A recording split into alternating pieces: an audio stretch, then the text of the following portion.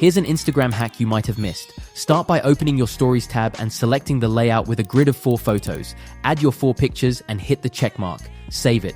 Next, go to your camera roll, press edit, tap on exposure, make the exposure -100 to darken the image.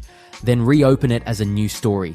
Now go back to the text tool, choose the last font, and again type a period followed by a few spaces.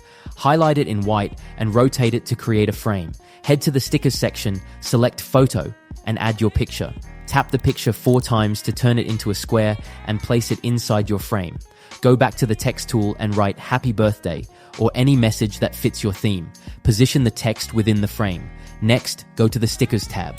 Tap GIF, search for firework, and pick the first one. Position it in one corner of your frame.